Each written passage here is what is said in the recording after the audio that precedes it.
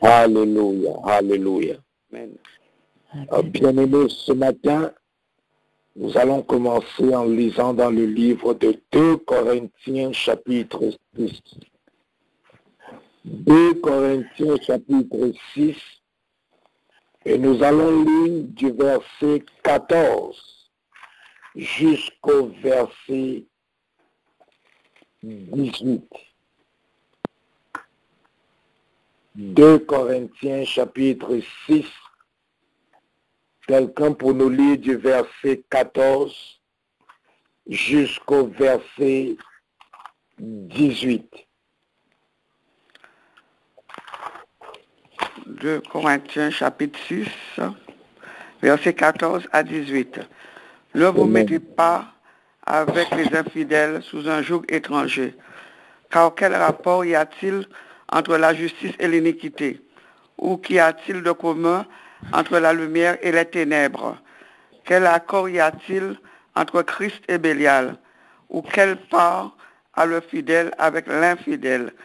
Quel rapport y a-t-il entre le temple de Dieu et les idoles? Car nous sommes le temple de Dieu vivant. Nous sommes le temple du Dieu vivant. Comme Dieu l'a dit, j'habiterai et je marcherai au milieu d'eux.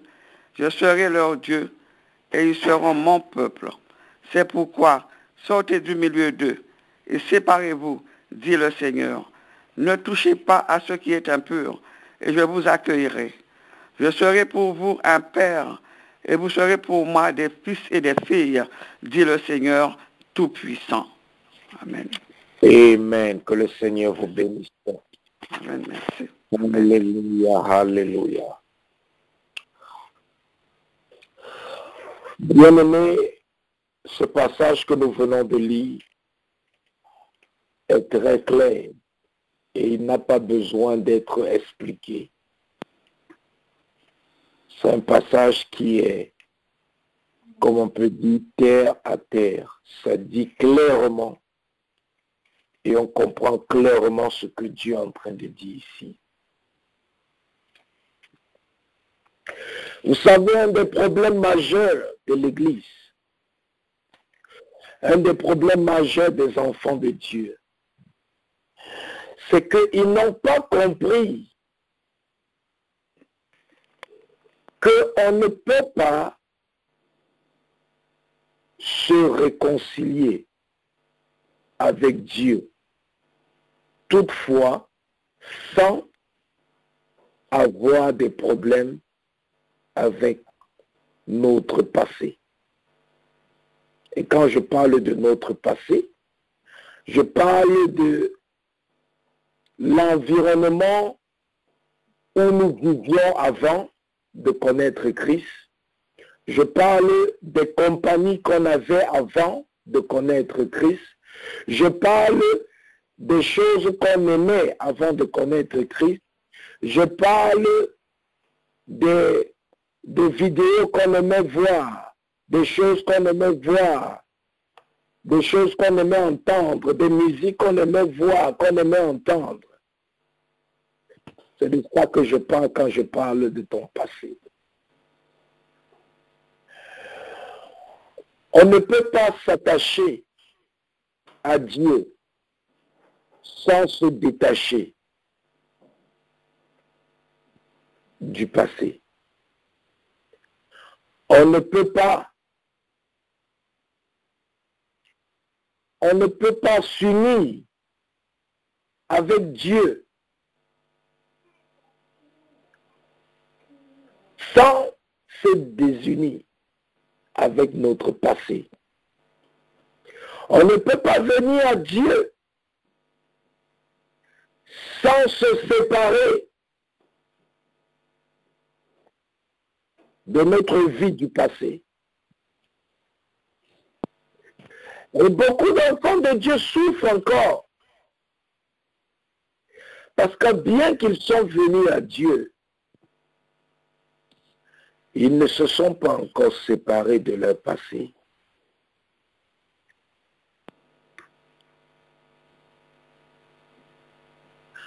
Dieu le fait comprendre ici. Il dit, ne vous mettez pas avec les infidèles sous un joug étranger. Ne vous associez pas avec les infidèles. Beaucoup de chrétiens sont encore associés avec les infidèles. Et c'est pour ça que ces chrétiens ne peuvent pas voir la gloire de Dieu dans leur vie. C'est pour ça que ces chrétiens ne peuvent pas écouter la voix de Dieu. C'est pour ça que ces chrétiens demeurent des victimes du diable, des victimes de Satan.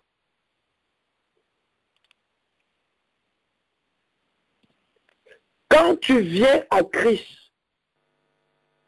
quand tu donnes ta vie à Christ,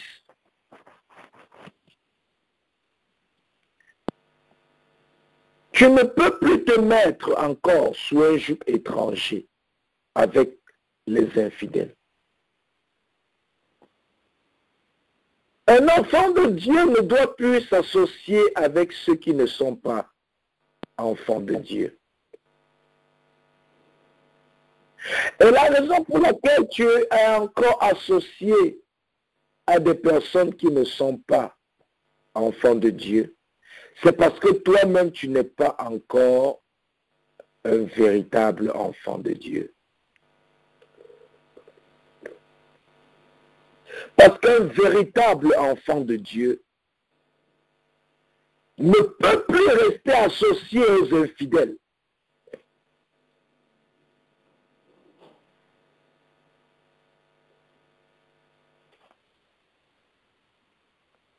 Nous voyons des enfants de Dieu qui ont encore pour amis des mondains. Nous voyons des enfants de Dieu qui marchent encore avec des gens qui ne sont pas de la foi.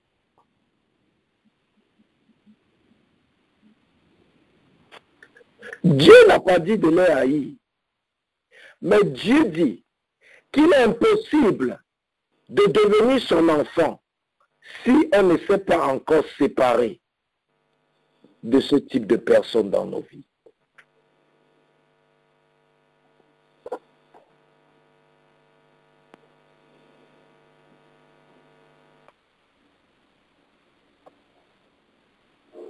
Vous voyez des chrétiens qui sont encore dans des associations,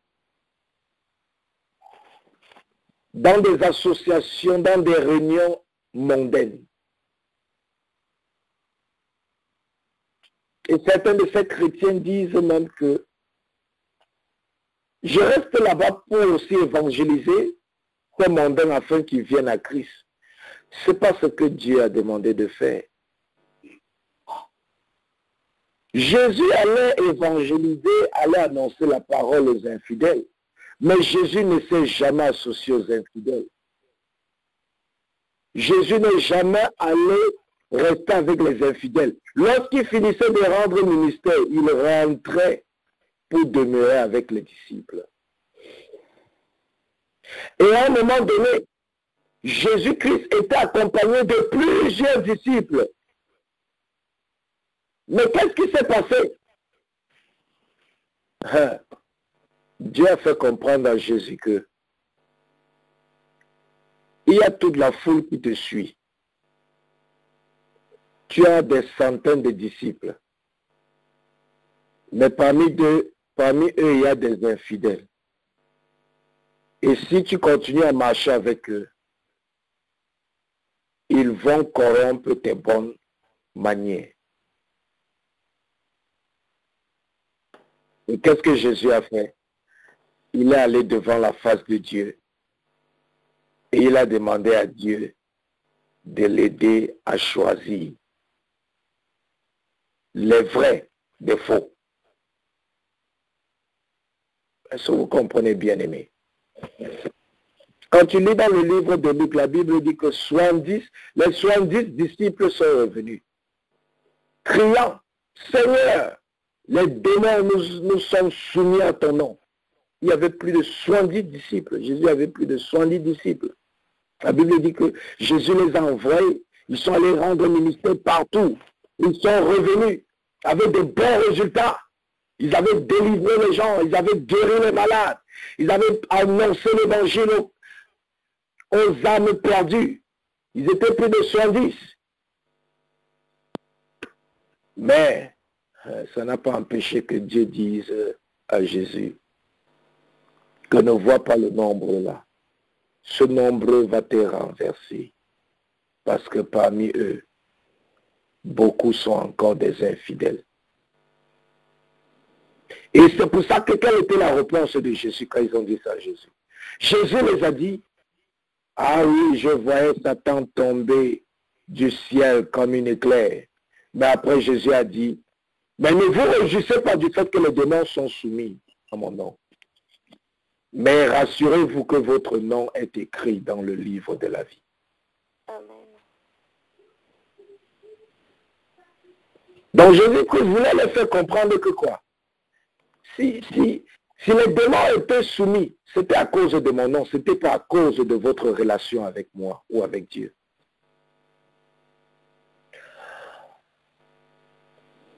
Vous savez, même quelqu'un qui n'est pas chrétien, s'il se trouve dans une situation où il est en danger et qu'il invoque le nom de Jésus, vous savez que le nom de Jésus va le protéger.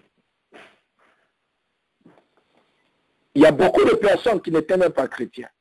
Ils se sont trouvés dans une situation de mort, dans une situation de danger. Ils ont invoqué le nom de Jésus. Le nom de Jésus les a protégés. Mais est-ce que ça veut dire qu'ils sont enfants de Dieu? Est-ce que ça veut dire qu'ils sont sauvés? Est-ce que ça veut dire que ce sont des fidèles? Non. Bien qu'ils ont invoqué le nom de Jésus, Jésus s'est manifesté, mais le nom de cette personne n'est pas encore écrit dans le livre de la vie. C'est pour ça que même Jésus a dit à la fin des temps, les gens viendront et diront, Seigneur, en ton nom, nous avons fait des miracles, nous avons guéri les malades, nous avons délivré les captifs, en ton nom, nous avons fait ceci. Et la Bible dit que quoi? Jésus dit que quoi? Je leur dirai, arrière de moi, vous qui commettez l'iniquité, je ne vous connais pas.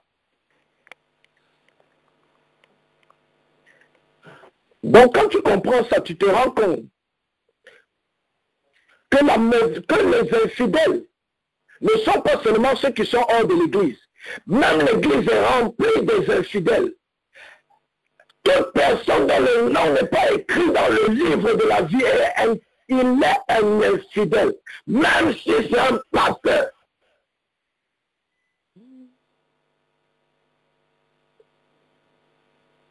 Parce que tout le monde peut utiliser le nom de Jésus pour chasser les démons. Les prophètes ont utilisé le nom de Jésus pour délivrer. Mais Jésus a dit, ne vous réjouissez pas du fait que les démons sont soumis. Ne vous réjouissez pas du fait que les gens vont à l'église. Ne vous réjouissez pas du fait que les gens s'appellent serviteurs et servantes de Dieu. Non, rassurez-vous que le nom est écrit dans le livre de la vie. Si le nom n'est pas écrit dans le livre de la vie, séparez-vous d'eux. Séparez-vous d'eux. Marchez avec une Bible en main. Ne faites pas de nous un chrétien ou une chrétienne. D'ailleurs, Dieu ne connaît pas ce que c'est un chrétien ou une chrétienne. Vous savez pourquoi? Non. D'où est venu le mot chrétien? Ce n'est pas venu des enfants de Dieu, c'est venu des païens. La Bible dit que les païens, ils ont vu les nés de nouveau faire comme Jésus, vivre comme Jésus. Et maintenant, ils ont donné le nom des chrétiens, c'est-à-dire des gens qui font un peu comme Jésus, qui vivent comme Jésus. Mais Jésus, dans Matthieu, avant de partir, il a dit, allez partout dans le monde, annoncez la nouvelle et faites du monde des disciples et non des chrétiens. Un chrétien, c'est quelqu'un qui croit en Jésus. Un chrétien, c'est quelqu'un qui a donné sa vie à Dieu, mais ce n'est pas un disciple. Un chrétien, C'est quelqu'un qui lit la Bible. C'est quelqu'un qui prie en langue, mais ce n'est pas un disciple. Tu peux prier en langue, mais tu n'es pas un disciple. Un disciple, c'est quelqu'un qui a discipliné sa vie avec la parole de Dieu. Un disciple, c'est quelqu'un qui est sous la discipline de la parole de Dieu. C'est quelqu'un qui discipline tout ce qu'il fait à la lumière de la parole de Dieu. Et c'est le disciple qui a son nom écrit dans le livre de la vie, et non le chrétien, et non celui qui va à l'église ou celle qui va à l'église, et non celui qui prêche ou celle qui prêche. Les 70 prêchaient.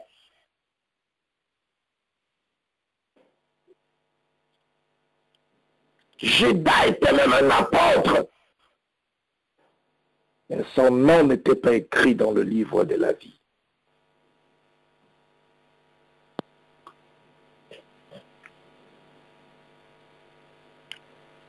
Ta vie n'avance pas. Parce que tu es encore associé à des faux chrétiens, des faux disciples.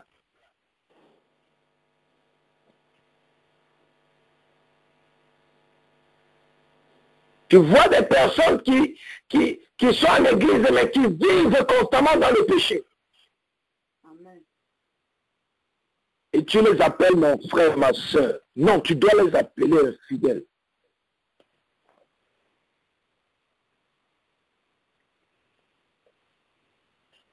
Vous savez, les gens ne se repentent plus aujourd'hui parce qu'on ne leur dit plus ce qu'ils sont.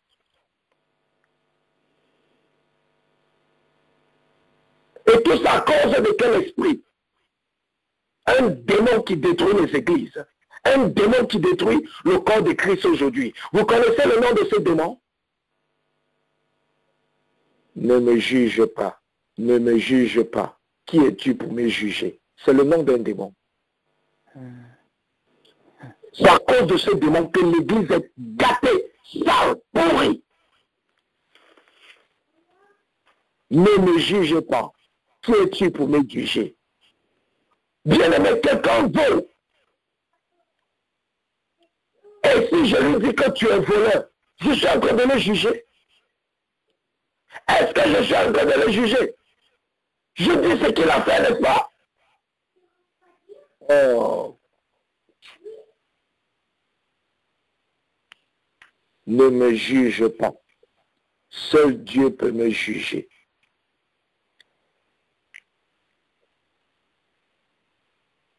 Quand on juge quelqu'un, on lui donne une sentence. Mais quand tu vois quelqu'un voler, tu dis à la personne, tu es un voleur. Tu n'es pas en train de donner une sentence à cette personne. Qualifier quelqu'un ne veut pas dire juger quelqu'un. Quelqu'un vit dans l'impudique. Même si c'est un pasteur, il faut le dire, serviteur de Dieu, tu es un impudique. Hein? Tu es un impudique, homme de Dieu. Homme de Dieu, tu es un impudique. Tu es une impudique, oh, il faut te repentir. Oh.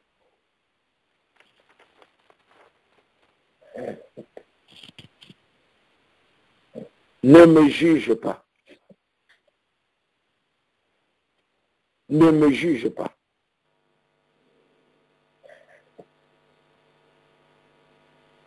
Quand quelqu'un est vêtu, comment est-ce qu'on reconnaît une force de l'ordre, quelqu'un qui est de force de l'ordre? Comment est-ce qu'on reconnaît un policier bien-aimé? Allô? Oui. Comment est-ce qu'on reconnaît un policier?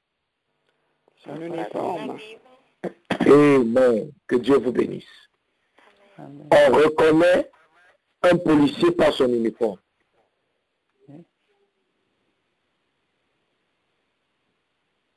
Donc, bien aimé, ça veut dire que quoi? On peut aussi reconnaître quelqu'un dont le nom est écrit dans le livre de la vie par son uniforme. Quel est ton uniforme? Amen. Quel est ton uniforme? Tu peux venir prophétiser comme n'importe quoi devant moi. Tu peux venir parler en langue. Tu peux venir ressusciter les morts devant moi. Mais lorsque je regarde ton uniforme, ça me dit qui tu es. Ne soyez pas le fait que les gens manifestent la puissance de Dieu ne vous fasse pas croire que ces gens sont avec Dieu. Bien aimé, ce n'est pas parce que quelqu'un manifeste la puissance de Dieu qu'il est avec Dieu. La puissance de Dieu, l'onction là, c'est un don. Hein? C'est un don. Même si on a prié pour que ça vienne, c'est un don. Jésus a dit que beaucoup vont venir à la fin des temps, ils vont dire que oh, on a utilisé la puissance de Dieu pour faire beaucoup de choses. Jésus va dire que je ne vous connaissais pas. Quel est le vêtement? Quel est le vêtement qu'on a? Vous voyez comment un homme s'habille. Vous voyez comment une femme s'habille. Et ils disent qu'ils sont des fidèles, qu'ils sont des nés de nouveau. Ils disent qu'ils sont pasteurs et évangélistes.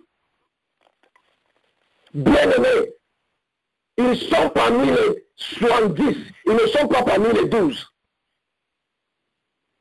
La Bible dit qu'il y avait 70 disciples. Et après, Jésus allait dans la présence de Dieu pour choisir les 12. L'église est remplie de 70 disciples. Et il y a peu de 12 disciples.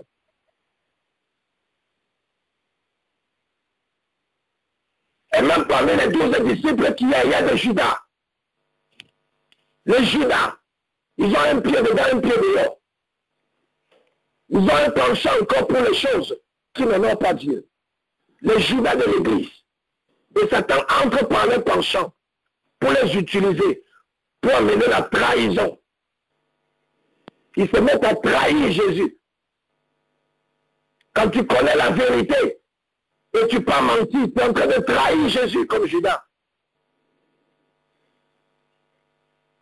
Tu connais qu'il ne faut pas faire l'impudicité. Tu t'avais fait, tu es en train de trahir Jésus comme Judas.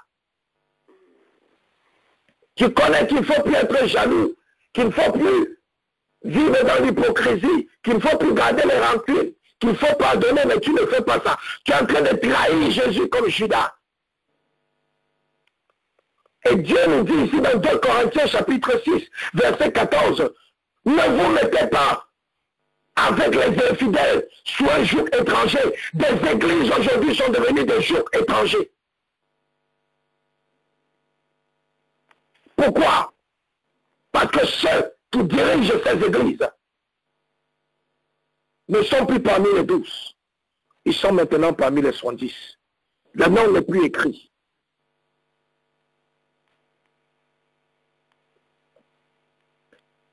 Beaucoup de chrétiens ont été déroutés par d'autres chrétiens. Certains chrétiens ne sont plus dans les églises. Ils sont à la maison et leur foi est totalement morte. Pourquoi? Parce que d'autres chrétiens les ont dit, tu n'as plus besoin d'aller à l'église. Tu peux rester à la maison. Tu peux faire ton culte à la maison. Tu peux faire ton culte à la maison. Il n'y a que les mauvaises églises dehors. Toutes les églises qui sont dehors, ce sont les mauvaises églises. Non, bien aimé, si tu es seulement tombé dans les mauvaises églises, ça ne veut pas dire que toutes les églises qui sont dehors sont mauvaises.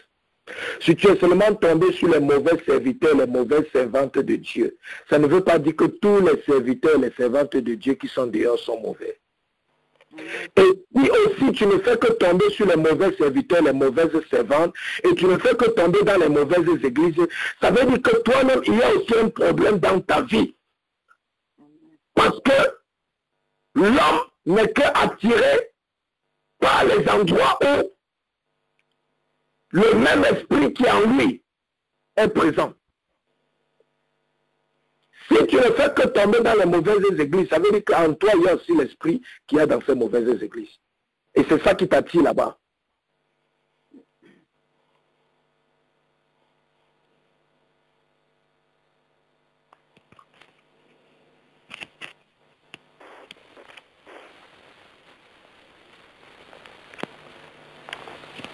Vous voyez, Dieu dit, car quel rapport y a-t-il entre la justice et l'iniquité? Qu'est-ce qu'il y a-t-il de commun entre la lumière et les ténèbres? Bien-aimé, un frère un frère, une sœur commence déjà à vivre dans les ténèbres, donnez-lui des avertissements. Il persiste. Coupez les ponts. Coupez les ponts. Coupez les ponts. Coupez les ponts. Parce que c'est question de temps. L'esprit qui l'anime va vous contaminer. Lisons. Est-ce que quelqu'un peut ouvrir?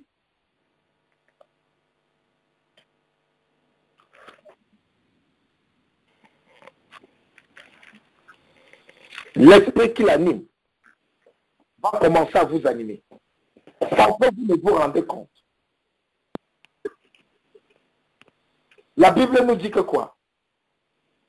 Les mauvaises compagnies corrompent les bonnes mœurs.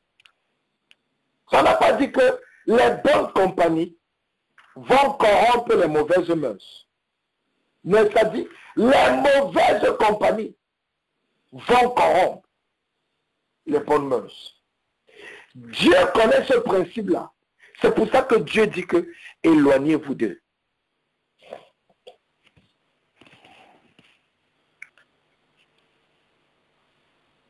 Même pour que ta délivrance soit effective, il y a des gens dont tu dois te séparer. Il y a des serviteurs, des servantes de Dieu dont tu dois te séparer. Parce que, bien aimé, ce n'est pas toute personne qui est appelée, qui est choisie. La Bible dit que beaucoup sont appelés, mais peu sont élus. Beaucoup sont appelés, mais peu sont élus. Comment est-ce que ceci se passe? Quelqu'un peut être appelé à être un serviteur de Dieu. Mais parce que la personne ne marche pas comme Dieu veut, il n'est pas un élu. Mais toi, tu vas voir qu'il est appelé. Et tu vas croire qu'il est un élu. Et tu vas faire de lui ton compagnon. Tu vas faire de lui ton conseiller. Tu vas faire de lui ton compagnon de prière. Mais tu ne sais pas que il va te contaminer. C'est le principe qui se passe lorsqu'on est en train de recruter dans une compagnie.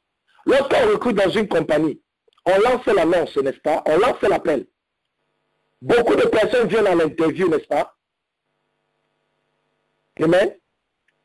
Amen. Amen. Tous ceux qui viennent à l'interview, tout ce qu'on appelle pour l'interview, tout ce qu'on appelle, les gens, on lance l'appel, les gens appliquent, les gens font la demande d'emploi. Maintenant, on voit ceux qui sont qualifiés. On fait quoi? On appelle ces personnes pour qu'ils viennent faire des interviews pour l'emploi. Donc, ces personnes sont appelées. Lorsque les personnes maintenant viennent pour faire l'interview, est-ce qu'on retient tout le monde? Non. Voilà. On rejette certaines personnes et on retient certaines personnes. Quelqu'un peut être appelé à être un serviteur de Dieu, une servante de Dieu. Mais la personne n'est pas élue. Quand tu n'es pas élu, ça veut dire qu'on t'a appelé, tu es venu. Dieu a fait l'interview, il a dit que c'est vrai, tu es qualifié pour le travail. Mais après l'interview, Dieu a vu que tu ne peux pas faire. Il y a beaucoup de personnes dehors. Beaucoup de chrétiens dehors. Ce sont des appelés. Ils prient en langue. Quand ils t'exhortent, c'est comme si c'est le Saint-Esprit qui parlait. Ils cherchent même le démon. Mais ils ne sont que des appelés, ils ne sont pas parmi les élus. Ils sont qualifiés, mais ils ne sont pas choisis. Parce qu'ils n'ont pas passé l'étape de l'interview. Parce que c'est quand tu passes l'étape de l'interview qu'on te recrute dans une compagnie ou dans un lieu de service. Et c'est pour ça que vous allez voir certains serviteurs, certains servantes de Dieu faire des choses bien. Et vous allez vous demander, comment quelqu'un qui est appelé peut faire quelque chose comme ça? Oui, quelqu'un qui est appelé peut faire n'importe quoi. Mais maintenant, lorsque quelqu'un est choisi, il ne fait plus ce qu'il veut. Parce que lorsque tu pars pour l'interview, on te recrute. Tu ne vas pas travailler dans la compagnie comme tu veux. Tu vas travailler dans la compagnie là comme ton boss dans cette compagnie te demandera de faire. N'est-ce pas? Amen. Voilà. Donc, vous voyez, il y a des chrétiens. Il y a des serviteurs de Dieu. Ils sont appelés. Mais ils n'ont pas été choisis. Et parce qu'ils n'ont pas été choisis, ils ne travaillent pas comme Dieu veut qu'ils travaillent. Et c'est pour ça qu'ils vont faire des choses bizarres. Et si toi, tu as besoin de gens, ils vont te contaminer. Et tu vas aussi devenir un infidèle. Tu seras un infidèle chrétien. L'église est remplie des infidèles. C'est pour ça qu'il faut trop prêcher. Il faut trop prêcher aux gens pour qu'ils commencent à donner à Dieu. Pourquoi? Parce que ce sont encore des infidèles, des chrétiens infidèles. Ils parlent la langue, mais sont des chrétiens infidèles. Parce qu'un chrétien qui a été choisi, qui a été appelé, qui a été choisi, il fait ce que son maître lui demande de faire. Il fait ce que Jésus lui demande de faire. Le serviteur de Dieu n'a plus besoin de le forcer ou de tout le temps crier sur ses oreilles. Non, non, non. Lorsqu'il lit sa Bible, il voit ce que Jésus a demandé de faire. Il se lève, il peut faire. On n'a pas besoin de quelqu'un pour lui dire de faire. Il obéit.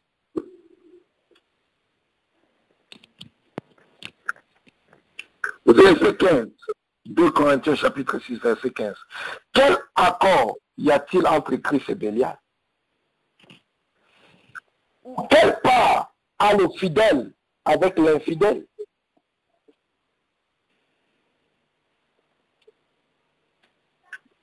Tu ne seras jamais totalement délivré, bien-aimé. Tu ne seras jamais totalement délivré lorsque tu es encore associé à des infidèles. Que ce soit des infidèles chrétiens ou des infidèles païens. Parce que même dans l'église, il y a des infidèles. Ton nom ne sera jamais écrit dans le livre de la vie. Tant que toi, tu marches encore avec des gens dont le nom n'est pas écrit dans le livre de la vie.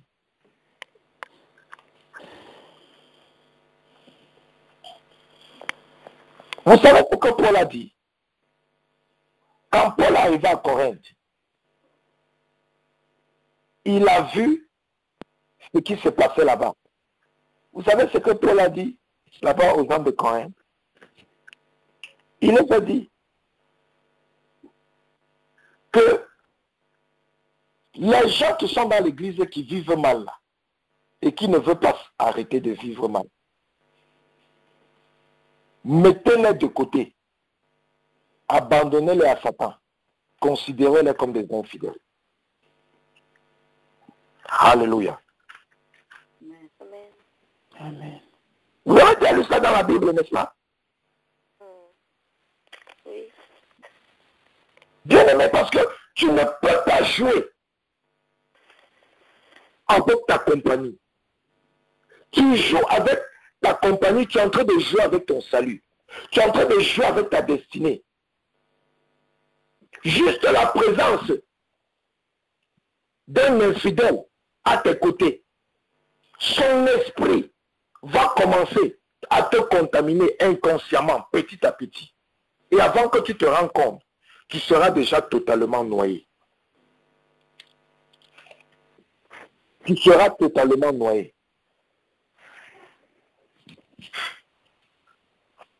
Ce sont des choses qui ne sont pas négociées.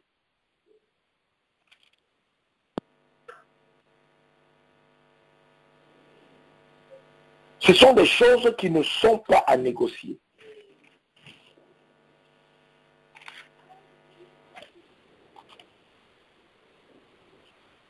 Verset 16. Quel rapport y a-t-il entre le temple de Dieu et les idoles? Quel rapport y a-t-il entre le temple de Dieu et les idoles? Toi qui continues à aller dans les églises où il y a les idoles,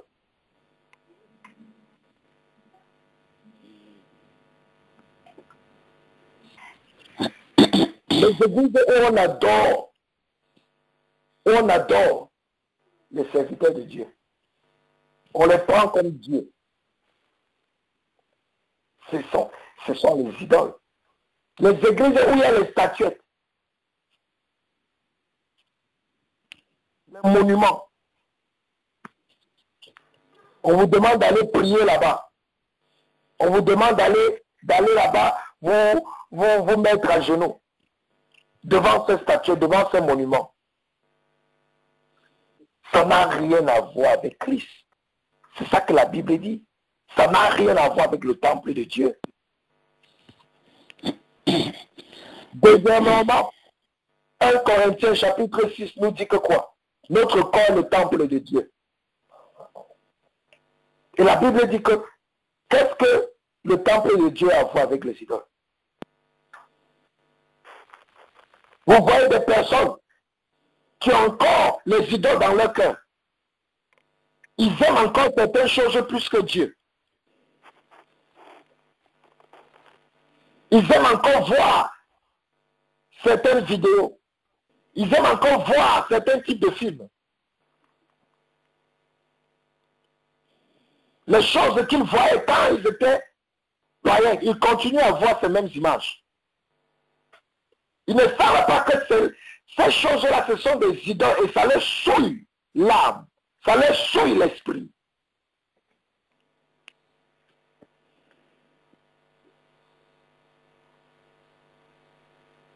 Et ça ouvre les portes à Satan dans nos vies. Ça ouvre les portes à Satan dans nos vies.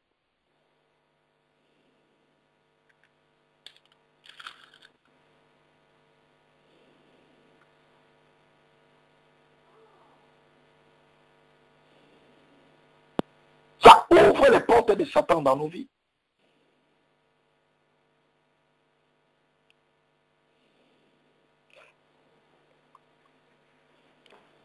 La Bible nous parle de l'aveugle que Jésus voulait délivrer. Qu'est-ce que Jésus a fait pour délivrer cet aveugle? Jésus prend la main de l'aveugle.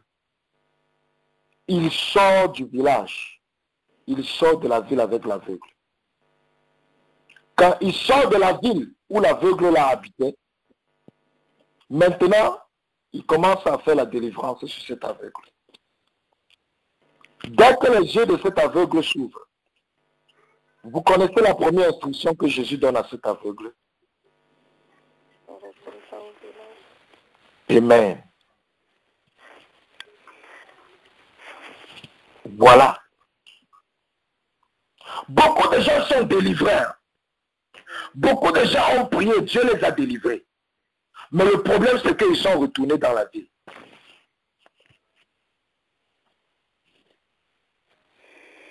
Ils sont retournés dans leur ancien environnement. Ils sont retournés avec les anciens amis. Non, telle personne m'a tellement fait du bien. Je dois quand même être reconnaissant. Il m'a beaucoup aidé.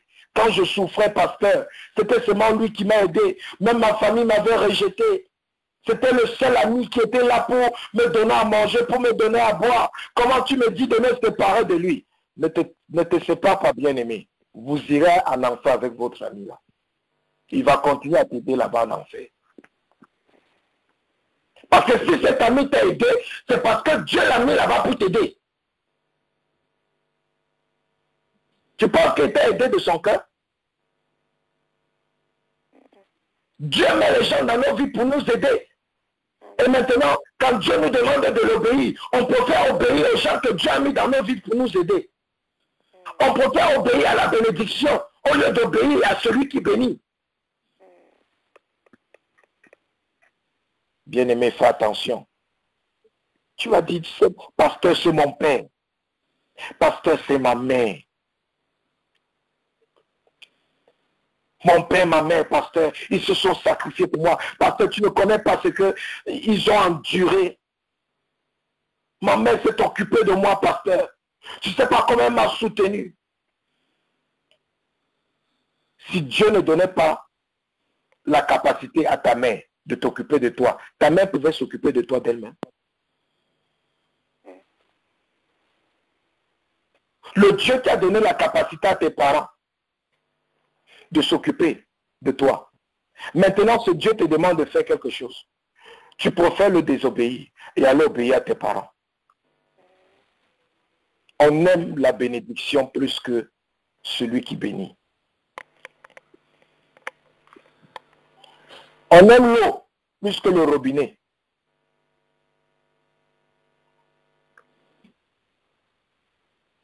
Bien aimé, si je veux toujours boire de l'eau, qu'est-ce que je dois faire?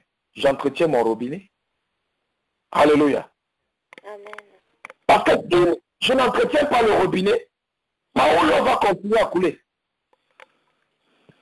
Mais les chrétiens, ils aiment beaucoup l'eau. Ils se mettent maintenant à entretenir seulement l'eau. Parce que c'est ce qu'ils aiment boire. Ils oublient le robinet par lequel l'eau descend.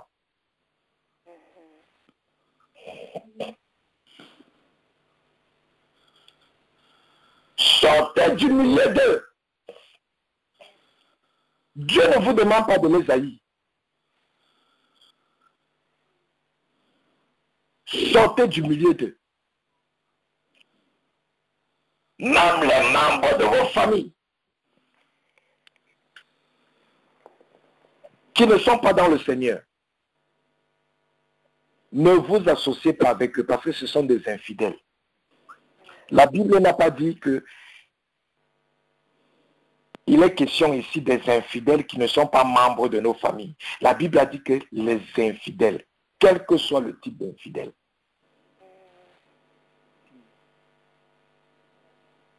ne vous associez pas avec eux. Priez pour eux.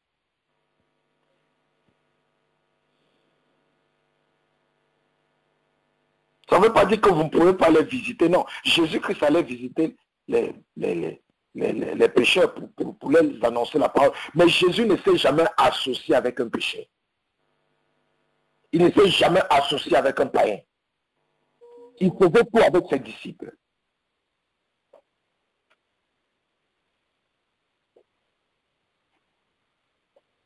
Mais vous voyez même des serviteurs de Dieu aller s'associer avec des païens pour faire l'œuvre de Dieu. Mais bien aimé, ça c'est aux yeux de Dieu, c'est la saleté. C'est beau aux yeux des hommes, mais aux yeux de Dieu, c'est la saleté. Quand je lis toute ma Bible, je n'ai pas vu un endroit où les enfants de Dieu se sont alliés avec les infidèles pour faire une œuvre de Dieu.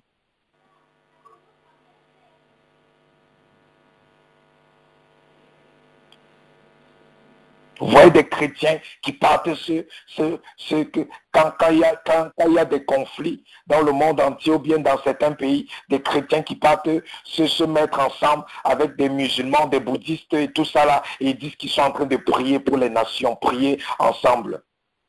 Vraiment, la prostitution, la trahison. Ils sont en train de trahir Jésus. Ils sont en train de prostituer le Saint-Esprit que Dieu a mis en eux. L'islam, c'est diabolique. Le bouddhisme, c'est diabolique. Toute autre religion, c'est diabolique. Ne prie pas avec ces gens. Ils sont en train d'invoquer les démons. Et tu pries quoi d'eux?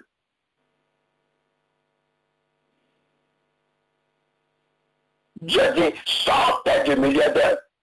Combien de fois, quand tu lis l'Ancien Testament, combien de fois Dieu a puni le peuple d'Israël, les a massacrés, les a tués à cause qu'ils sont allés s'associer avec le peuple païen? Combien de fois? La Bible dit que Dieu est le même hier, aujourd'hui et demain. Amen. De la même manière qu'il tuait, c'est comme ça que Dieu aujourd'hui tue la vie des chrétiens. Les chrétiens qui partent s'associer avec les infidèles, Dieu tue la vie spirituelle. Et c'est pour ça que ces chrétiens-là souffrent. Parce que Dieu est en train de les punir. Il a donné sa parole. Il a dit ici qu'il n'y a rien de commun entre nous et les infidèles, mais on est toujours là avec eux. On est toujours là dans les choses.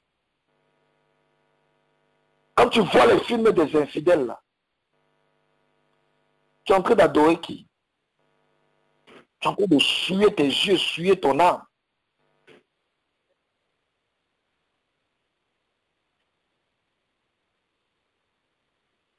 Quand tu vas arriver à une certaine dimension, tu vas voir, Dieu va même te dire de ne même plus regarder les informations. Que si tu as besoin de savoir ce qui se passe dans le monde, il va te dire. Ah, bien-aimé, bien-aimé. Tu ne dois pas être comme les chrétiens qu'on voit dehors. Ce que Dieu te donne là, c'est pas facile à digérer. Mais c'est ça qui va faire ce que ton nom soit écrit dans le livre de la vie. Parce que bien aimé, à chaque fois que Dieu me parle, j'ai toujours la chair de poule. Parce que je me rends compte que ce que nous les êtres humains, on pense que ce sont les standards de Dieu là. Ce n'est même pas les standards de Dieu. Les standards de Dieu sont tellement plus élevés que nous le pensons. Les standards de Dieu sont plus élevés. Il y a plein de choses que nous on pense que c'est ok. Pour Dieu, c'est inacceptable.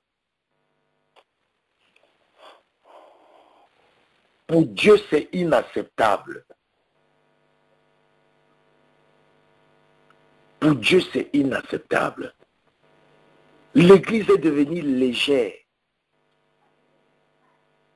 Mais c'est la prophétie de Dieu. C'est ce que Jésus a dit. À la fin des temps, hein, les serviteurs de Dieu vont commencer à tourner la langue. Hein, ils vont commencer à prêcher ce que le peuple veut. Ils vont commencer à prêcher ce qui plaît au cœur du peuple pour que les églises soient remplies. Pour qu'ils aient la foule. Pour qu'on les acclame partout. Pour qu'ils soient populaires. Mais ces serviteurs de Dieu seront aussi un jugement de Dieu pour les brebis galeuses, pour ces chrétiens infidèles, pour ces enfants de Dieu dont le nom n'est pas écrit dans le livre de la vie, pour ces enfants de Dieu qui ont un pied dedans, un pied dehors, pour ces enfants de Dieu qui sont toujours associés aux idoles, qui sont toujours associés à l'injustice, qui sont toujours associés aux infidèles. Dieu dit que ce type de serviteur de Dieu, avec ce type de doctrine, ça sera un jugement pour ces personnes.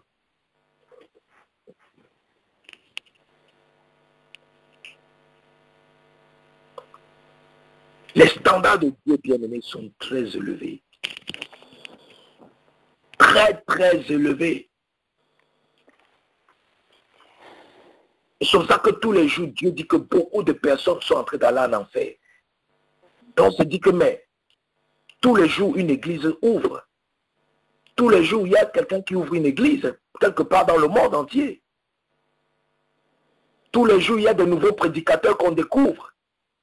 Tous les jours, il y a des nouvelles personnes qui donnent leur vie à Christ. Mais comment est-ce que, malgré ça, Dieu ne fait que se plaindre que beaucoup de personnes sont allées en train d'aller en enfer? Ça veut dire que quoi? Ça veut dire que beaucoup de personnes sont en train de venir à Christ, mais ils ne sont pas des disciples. Ils ne marchent pas comme Christ veut. Ce qui fait que bien qu'ils sont à l'église, bien qu'ils sont serviteurs de Dieu, ils sont sur le chemin de l'enfer. Mais ils sont à l'église. Ils sont à l'église.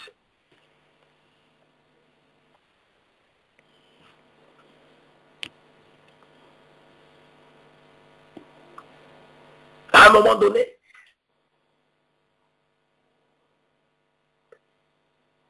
j'avais demandé à Dieu que, mais, Seigneur, comment les gens nous fuient?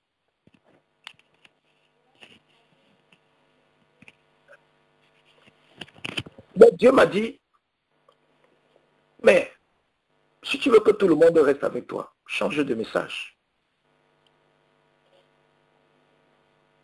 Commence à prêcher ce qu'ils aiment. Dis ce qui est dans leur cœur. Ils vont venir en abondance. Mais sache une chose, c'est que le jour de l'enlèvement, et tous ils vont rester avec toi. Alléluia. Et tout ce qui va rester avec toi là-bas. Amen, amen. Mais toi, tu dois bâtir une église. Que lorsqu'il y aura l'enlèvement,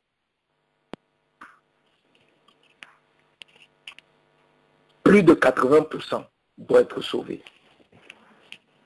Il a commencé à me dire, tu vois ton église, tu vois toute la foule qu'il y a là-bas. S'il y a l'enlèvement maintenant dans cette église, il n'y a que 5% qui sera sauvé. Je dis que quoi? Je dis, Seigneur, tous ces milliers. Il dit, oui, il n'y a que 5%. Il dit, tu vois l'autre église là? Tu vois la foule qu'il y a là-bas? S'il y a l'enlèvement maintenant, moins de 5% dans toute cette église-là sera sauvé. Et bien aimé, Dieu me parlait des églises où il n'y avait pas 10 000 personnes, mais des églises où il y avait près de 50 000 personnes. Il me disait que moins de 5% de ces membres qui sont dans cette église-là, s'il y a l'enlèvement maintenant, moins de 5% de ces personnes-là seront sauvées. J'ai eu la chair de poule. J'ai dit que mais Dieu était standard alors. Il a dit oui. Mes standards. Les hommes ne connaissent plus mes standards. Même les serviteurs, les servantes ne connaissent plus mes standards. Et voilà pourquoi certaines personnes vont te fuir.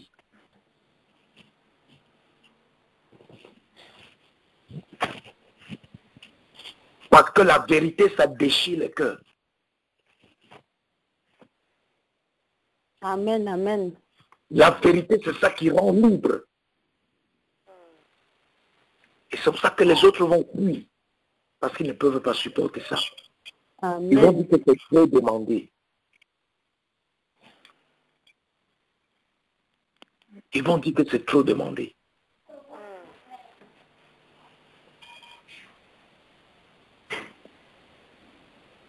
Bien aimé, que la foule ne te trompe pas. Que ce que tu vois avec les yeux ne te trompe pas. La parole de Dieu est claire. Dieu est le même hier, aujourd'hui et demain. Il est le même. Il n'a pas changé et il ne changera pas. Nous devons revenir sur les bases de Dieu, revenir sur les principes de Dieu. Sans ça, nos noms, nous allons accomplir des exploits ici sur terre, mais nos noms ne seront pas écrits.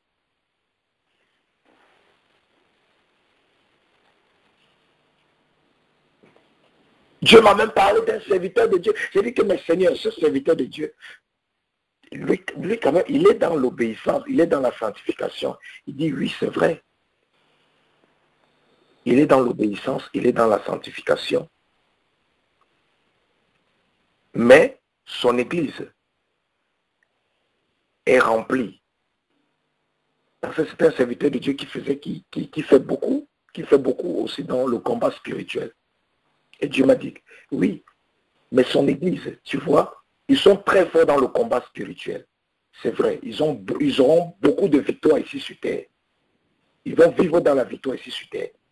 Mais, quand il y aura l'enlèvement,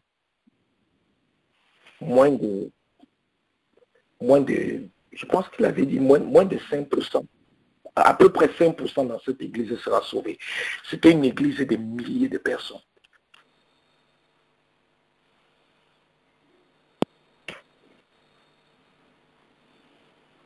L'homme de Dieu n'avait pas péché. L'homme de Dieu est en train de faire ce que Dieu lui demande de faire. Mais son église est remplie de gens qui ne vont pas aller au paradis. Sauf que le combat spirituel est très bien. La délivrance, tout ce que nous faisons là, c'est très bien. Ça nous permet de faire quoi? Ça nous permet d'avoir la victoire ici sur terre. Mais le combat spirituel ne nous garantit pas le salut. Est-ce que quelqu'un m'écoute? Oui, pasteur. Le combat spirituel que nous faisons là, ça ne garantit pas le salut. C'est pour ça que Dieu a dit que de même que vous faites le combat spirituel, rassurez-vous que vous préparez les âmes pour le salut. Amen. Amen. Parce qu'en l'enlèvement, il faut qu'au moins plus de 80% des membres de votre église soient enlevés.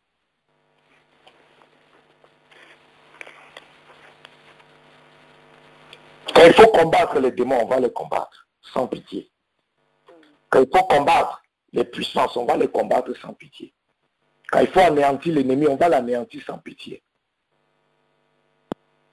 Mais lorsqu'il est question maintenant d'interpeller les individus par rapport à leur salut, par rapport à leur relation personnelle avec Christ, on va laisser le combat de côté. Et on va maintenant commencer à préparer les âmes pour la venue de Christ. Parce que l'horloge est déjà à presque minuit. À minuit, Jésus-Christ reviendra pour le jugement. Nous sommes pendant les temps de la fin. Ne laissons pas la vie ici-bas sur terre nous distraire. Non, ne laissons pas cette vie nous distraire. Ne laissons pas cette vie nous distraire. Veillons sur notre cœur. Veillons sur notre salut. Parce que si le monde s'arrête maintenant, tous les biens qu'on aura, ça n'aura plus d'utilité. Même le mariage pour lequel on prie. La Bible dit que quoi? Au ciel là-bas, il n'y a plus le mariage. Au ciel là-bas, il n'y a plus que ma femme, mon mari, mon enfant, mon fils. Il n'y a plus ça au ciel. On est comme les anges. Donc après la mort, toutes les choses là, ce n'est plus là.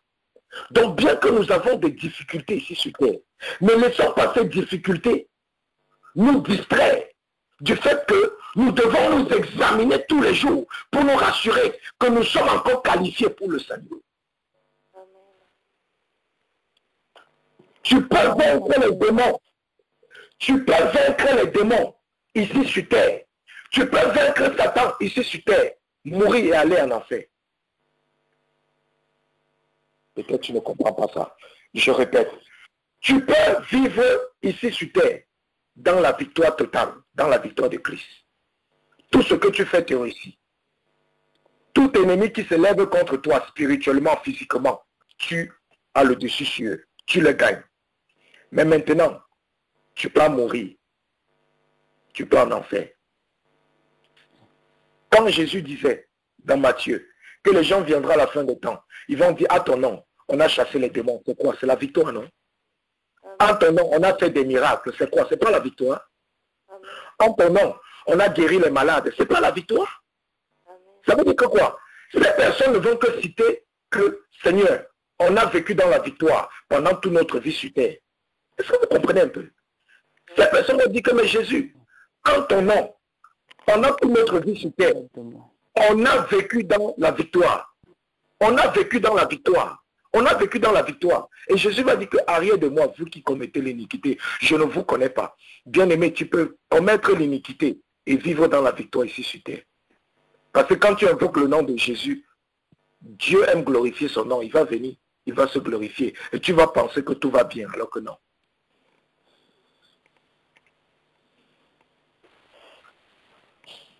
C'est pour ça que ne pensez pas que lorsque Dieu commence à agir dans ta vie, que ça veut dire que tout va bien.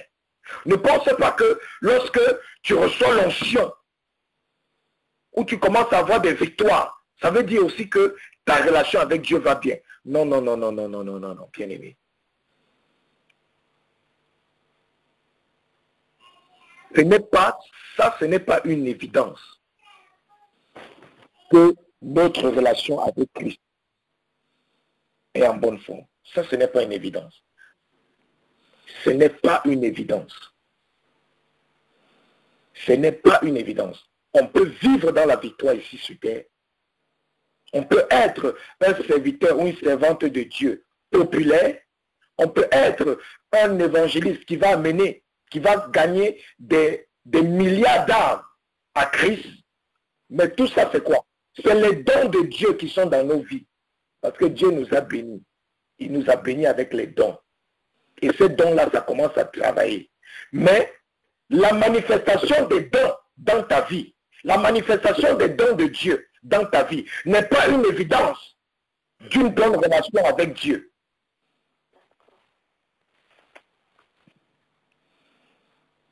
Un serviteur de Dieu impudique qui a l'onction de guérison, après avoir commis l'impudicité, si un malade vient, science tenant, il prie, le malade sera guéri.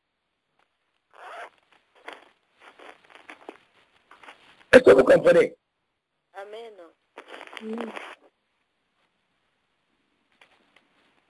Amen.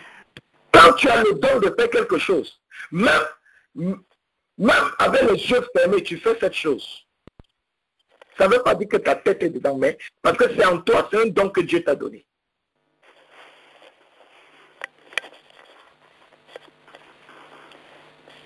Un chrétien peut vivre dans la rétrograde et peut-être il a le don de chanter. Quand il vient chanter, bien aimé, quand il vient chanter, les gens se répandent, ils donnent leur vie à Christ. Et après, le même chrétien là, il rentre dans sa vie de péché. Dieu va seulement l'attendre le jour du jugement. Le jour du jugement, il va venir, il va dire, Seigneur, en ton nom, j'ai chanté pour ta gloire. Des milliards d'âmes sont venues à Christ. Ils ont été brisés, ils ont donné leur vie à Christ. Jésus va dire, mais c'était mon don. C'était le don de Dieu qui opéra en toi. Ce n'était pas une évidence de ta relation avec moi. Moi, je ne t'ai jamais connu. Le don de Dieu peut travailler dans ta vie alors que Dieu ne te connaît pas. Le nom de Jésus peut marcher dans ta vie alors que Dieu ne te connaît pas. Il y a des musulmans qui disent qu'ils ont invoqué le nom de Jésus dans des situations. Et le nom de Jésus s'est manifesté. Ça a résolu leur problème. Oui, ils sont toujours dans leur islam. Quand ils ont encore notre problème, ils invoquent le nom de Jésus. Jésus se manifeste. Pourquoi? Jésus vient glorifier son nom. Mais maintenant, quand ce musulman va mourir, il va vouloir entrer au paradis. Jésus va lui dire, tu vas où? Il a dit que mais quand j'invoquais ton nom, ça se manifestait. Jésus va dire oui. Parce que je venais glorifier mon nom, mais je ne venais pas pour te faire du bien. Je venais glorifier mon nom. Regardez le peuple de Dieu, lorsqu'ils sont sortis d'Égypte. Ils sont allés dans le désert. Dieu avait décidé de tous les tuer. Vous savez pourquoi Dieu les a gardés en vie? Juste parce que Moïse a dit à Dieu que à cause de ton nom, garde-les en vie. Pour que les gens ne parlent pas mal de ton nom. Que vous voyez le Dieu là, il a fait sortir son peuple de l'Égypte. Il allait les massacrer dans le désert. Donc maintenant, Dieu a gardé le peuple d'Israël en vie au désert, pas parce qu'ils avaient une bonne relation ensemble, mais à cause de son nom. Donc, beaucoup d'entre nous, la raison pour laquelle nous vivons là, c'est parce que Dieu veut glorifier son nom. Ce n'est plus à cause de la relation qu'on a avec Dieu. Dieu nous a déjà mis de côté. Il a déjà mis la croix sur nous. Que celui-là, un fils rebelle, fille rebelle, il a déjà mis la croix. Mais il te garde en vie. Il continue à t'utiliser. Pourquoi? C'est pour son nom. Et c'est le jour du jugement que tu sauras qu'il n'avait même plus de relation avec toi. Mais il t'utilisait seulement pour continuer à glorifier son nom.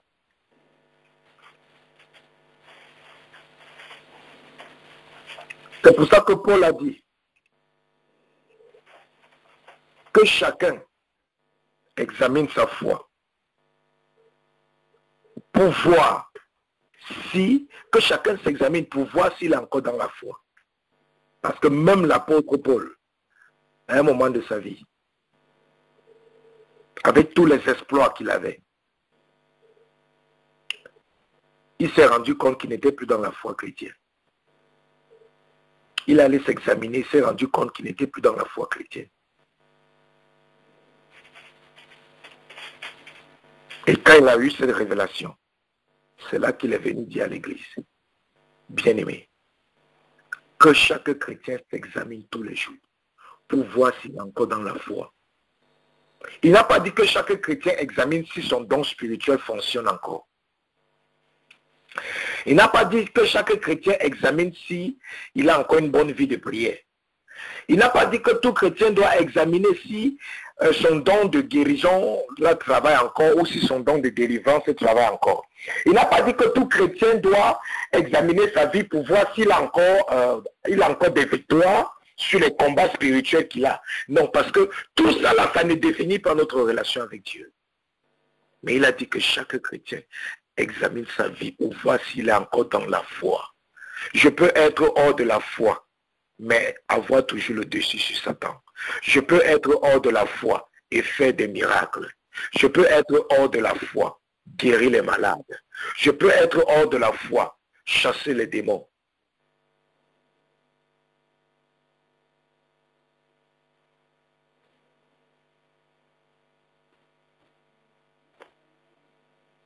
Et Dieu dit, 2 Corinthiens chapitre 6, deuxième partie du verset 16. Car nous sommes le temple de Dieu, du Dieu vivant. Comme Dieu l'a dit, j'habiterai et je marcherai au milieu d'eux. Je serai leur Dieu et ils seront mon peuple. Verset 17. C'est pourquoi, sortez du milieu d'eux, séparez-vous, dit le Seigneur, ne touchez pas à ce qui est impur et je vous accueillerai. Vous voyez la condition pour que Dieu nous accueille. Dieu dit qu'il n'est pas encore ton Dieu tant que tu n'es pas sorti du milieu d'eux. Dieu dit qu'il ne peut pas t'accueillir tant que tu touches encore à ce qui est impur. Toi, tu es encore en train de voir les vidéos impures. Toi, tu es en train de suivre encore la musique qui n'est pas de Dieu. Toi qui vois encore les vidéos qui ne sont pas de Dieu. Toi qui lis encore les articles qui ne sont pas de Dieu. Tu es en train de toucher aux choses impures sans savoir. Et c'est pour ça que Dieu n'arrive pas à t'accueillir. Dieu veut t'accueillir, mais comme il y a l'impureté sur toi, il se met de côté. Il se met de côté.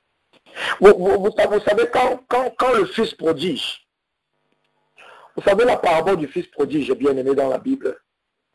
Quand le fils prodige a dit à son père, ok, donne-moi ma part d'héritage, je m'en vais.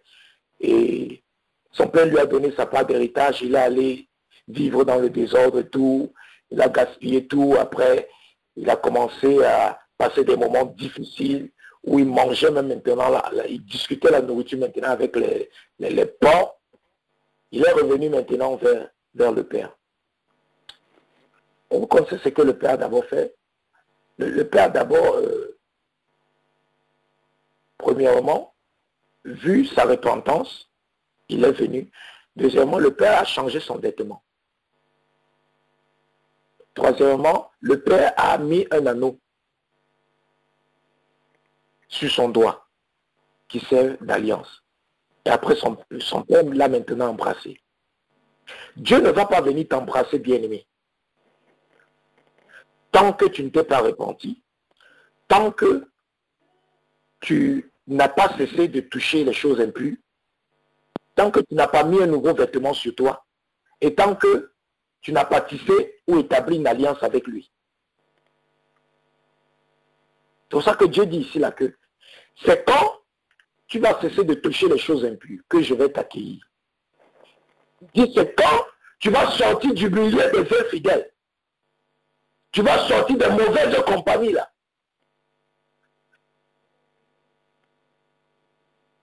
Quand tu vas sortir de tes mauvaises habitudes, de ton mauvais style d'habillement, quand tu vas sortir de ces choses, quand tu vas sortir de ces choses, Dieu dit que c'est là qu'il sera ton Dieu. Quand tu vas te dépouiller, vous savez, ce n'est pas Dieu qui nous dépouille. Avant, je priais, vous savez, il y a beaucoup de prières qu'on fait qui n'est pas scripturelle. Et un jour, nous allons vous enseigner dessus, sur les louanges, les adorations et les prières et les pratiques chrétiennes qui ne sont pas scripturées. C'est religieuse, mais ce n'est pas scripturé. J'ai demandé à Dieu, Seigneur, dépouille-moi, Seigneur, dépouille-moi, Seigneur, dépouille-moi. Rien ne s'est passé. Quand j'ai lu ma Bible, j'ai constaté que ma Bible disait que quoi? Dépouillez-vous. Ça ne disait pas que demandez à Dieu de vous dépouiller, ça disait que dépouillez-vous. C'est là que j'ai compris que, ah bon, partout où Dieu demande de se dépouiller, où la Bible demande qu'on doit se dépouiller, ça ne dit pas que Dieu doit venir nous dépouiller. La Bible dit que dépouillez-vous, c'est à vous-même de vous dépouiller. C'est à vous-même d'enlever le vieil homme. La Bible dit que enlevez le vieil homme, pas que Dieu vienne enlever. Vous-même, enlevez le vieil homme. C'est là que j'ai compris que ça veut dire que nous avons le pouvoir, nous avons la capacité de nous dépouiller. Nous avons la capacité d'enlever le vieil homme. Donc, ce n'est pas à Dieu de le faire. Si on prie Dieu de le faire, rien ne va se passer. C'est à nous de se lever et de nous dépouiller, de voir ce qui est impur dans nos maisons, jeter, de couper toute relation qui n'honore pas Dieu, de ne plus voir les choses qui n'honorent pas Dieu. C'est à nous de le faire. C'est à nous de le faire. Dieu ne va jamais venir te dépouiller. Vous voyez, ce passage nous dit dans le verset 17, ça dit, séparez-vous d'eux, sortez du milieu d'eux, séparez-vous d'eux. Est-ce que ce passage a dit que demandez à Dieu de vous faire sortir du milieu d'eux? Est-ce que ce passage a dit que demandez à Dieu de briser cette association que vous avez avec les infidèles ou avec les idoles de votre cœur? Est-ce que ce passage a dit demandez à Dieu de vous aider à vous séparer de ça? Non. La Bible a dit que sortez du milieu d'eux, séparez-vous d'eux. Ça veut dire que, bien aimé, tu as déjà la capacité de sortir du milieu des infidèles. Tu as la capacité de te déconnecter de toute association.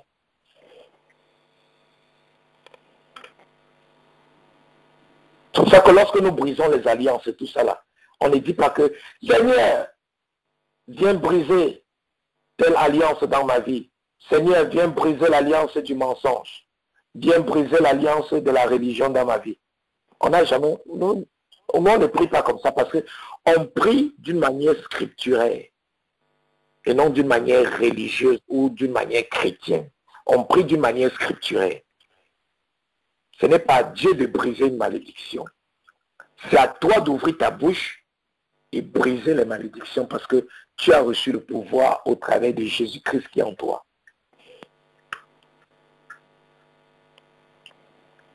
Quand tu renonces aux choses que tu avais faites, tu ne dis pas Seigneur, viens m'aider à renoncer. Non, tu dis que je renonce au nom de Jésus. Je brise au nom de Jésus. Je me déconnecte au nom de Jésus. Tu ne dis plus à Dieu de venir te déconnecter parce que tu as le pouvoir de te déconnecter. Alléluia. Beaucoup de nos prières ne sont pas scripturées.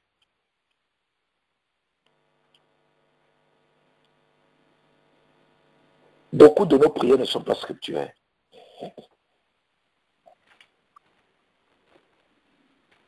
Et Dieu n'est pas notre Dieu parce qu'on est encore avec les infidèles. On est encore associé à des mauvaises choses. On s'habille encore d'une manière impudique.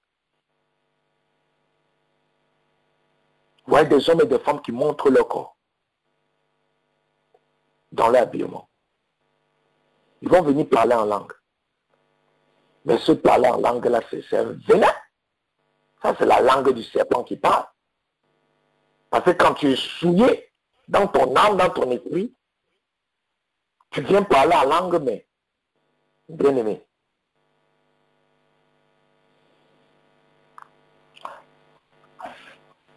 Je me rappelle, il y avait une servante de Dieu qui parlait en langue.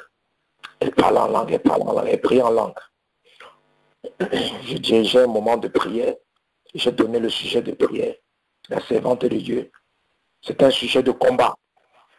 Je ne me souviens plus trop le sujet, mais c'est un sujet qui avait trait à détruire certains ennemis de nos vies. Je donne le sujet de prière. Dès que je donne le sujet de prière, et comme nous prions beaucoup en langue, on donne le sujet de prière après. Tout le monde est en train de prier le sujet de prière, d'autres sont en train de prier le sujet de prière en langue. La personne, la dame, la servante de Dieu, pendant qu'elle est en train de prier en langue, Dieu a commencé à révéler ce qu'elle était en train de dire. Pendant que nous, on était en train de dire, les ennemis de notre vie, on vous détruit, on vous anéantit au nom de Jésus. On prie en langue aussi. Son parler en langue, l'interprétation de son parler en langue, elle était en train de dire, Seigneur, brise-moi. Seigneur, brise-moi. Seigneur, brise-moi. Seigneur, brise-moi. Mais elle-même, elle ne savait pas ce qu'elle priait. Elle pensait qu'elle était en train de chasser les démons. Elle pensait qu'elle était en train de détruire les ennemis de sa destinée. Mais elle était en train de dire que quoi? Elle était en train de prier que Seigneur, brise-moi. Seigneur, brise-moi, car je suis trop têtu. Seigneur, brise-moi, car je suis trop rebelle. C'était ça que sa prière en langue était en train de dire. Mais elle ne savait pas. Alléluia. Amen.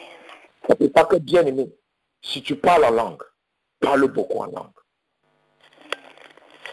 Quand tu parles beaucoup en langue, quand tu pries beaucoup en langue, il y a des choses que tu vas détruire dans ta vie sans savoir.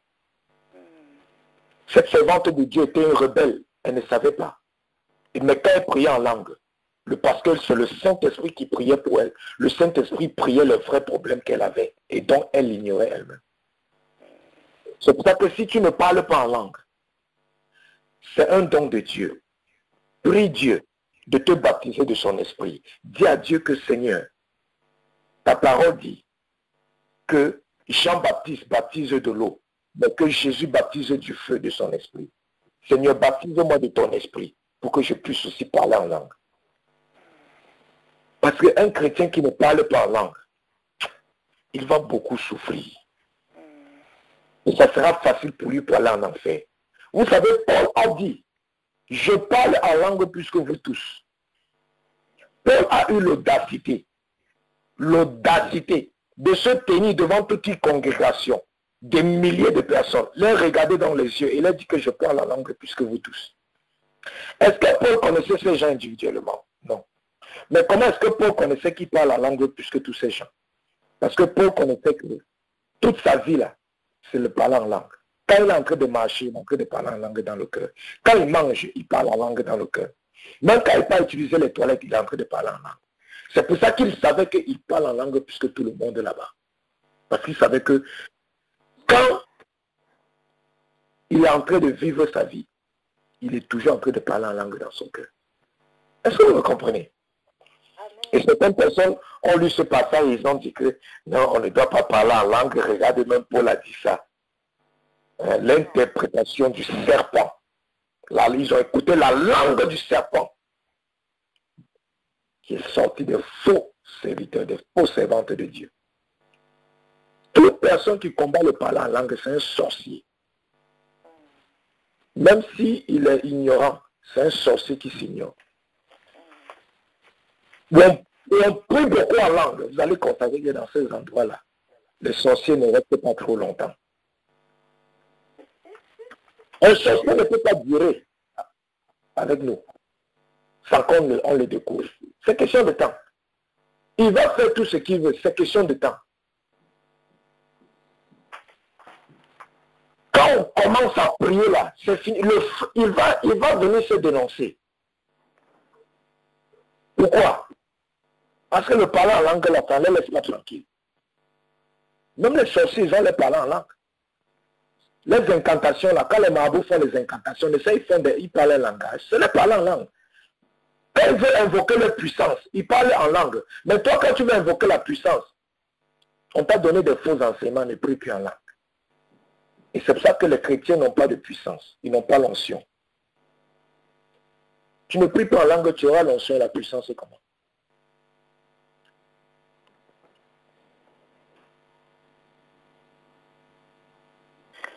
Moi, je prie 20% avec l'intelligence, 80% en langue. Quand je prie en langue, quand je prie avec l'intelligence, c'est quand je suis en train de rendre des ministères. Pour que les gens écoutent ce qui se passe. Mais lorsque je prie personnellement, c'est seulement en langue. Donc je vous ai dit, Seigneur, tu veux que je prie des heures, tu veux que je prie des heures, je n'ai plus de sujet de prière. Dieu m'a dit que prie seulement en langue. J'ai dit, ah bon? Il a dit oui.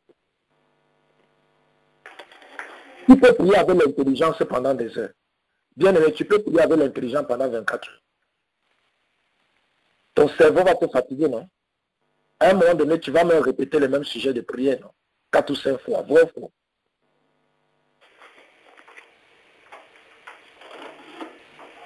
Donc, bien aimé,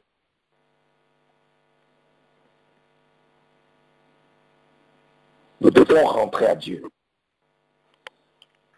Nous devons rentrer sur les voies de Dieu. Nous devons sortir du milieu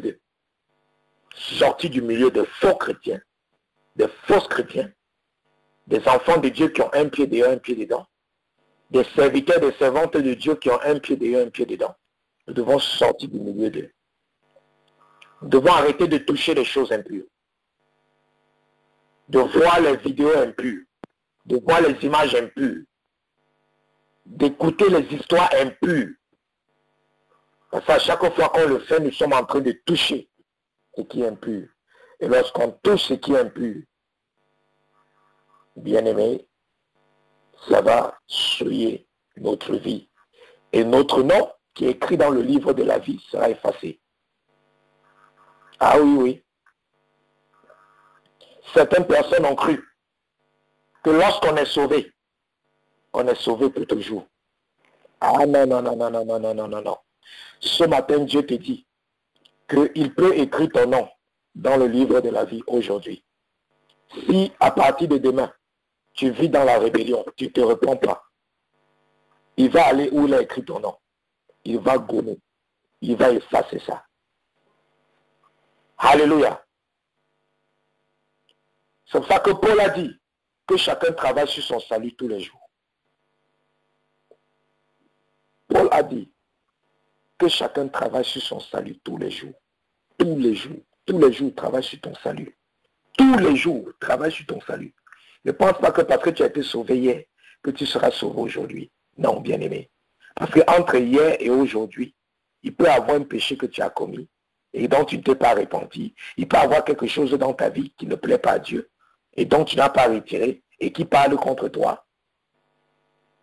Et si la mort te trouve là-bas, tu voudras entrer au paradis. Dieu va dire que non, tu ne peux pas entrer. Regarde, il n'y a pas encore ça dans ta vie. Paul a dit, tous les jours, travaillez votre salut. Tous les jours, travaillez votre salut.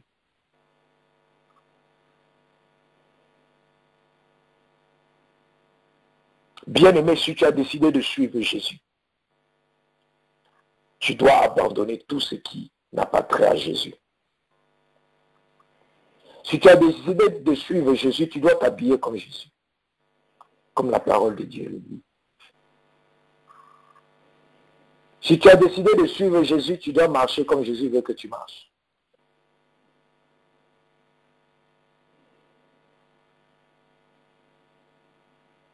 Si tu as décidé de suivre Jésus, tu dois sacrifier ce que Jésus a demandé de sacrifier.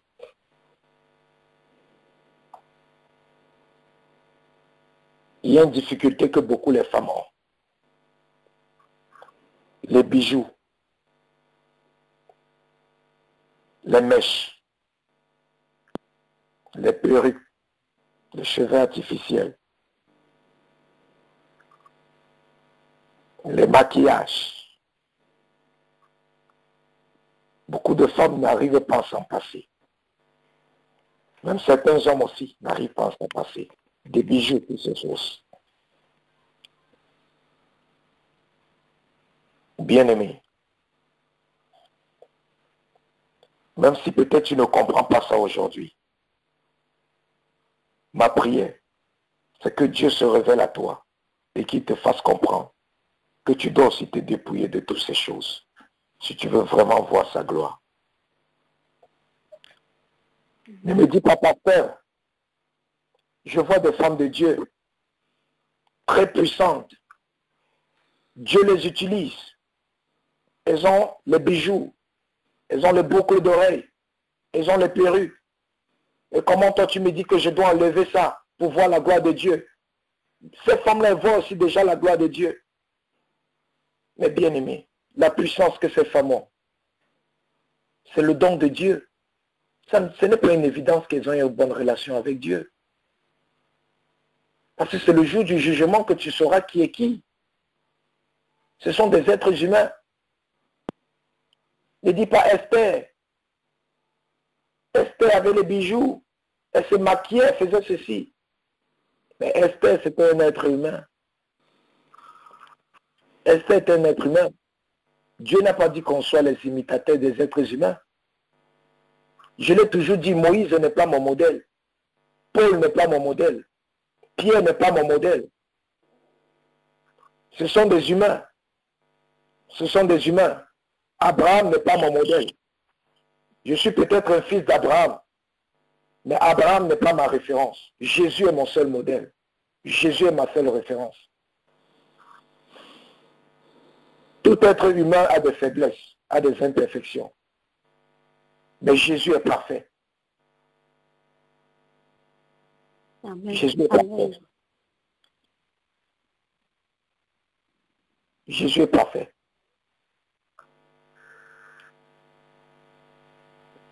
Il y a des choses qu'on doit se dépouiller, bien aimé, pour voir la gloire de Dieu. C'est pas facile. C'est difficile. Surtout certaines femmes qui vont dire, pasteur, je n'ai même pas les cheveux, je vais faire comment? Mais pourquoi vous limitez Dieu? Moi, j'ai pris un défi à toute personne qui m'a posé cette question. J'ai dit, enlève les mèches, ne mets plus ça. Moi, je vais prier pour ta tête. Tes cheveux vont pousser. Et tu sauras que Dieu est le Dieu des impossibilités. Pourquoi tous les jours tu confesses avec ta bouche que tout est possible pour celui qui croit? Et tu ne crois pas que Dieu peut faire pousser tes cheveux. Vous voyez comment on confesse la parole de Dieu, mais ce n'est pas vraiment dans notre sang.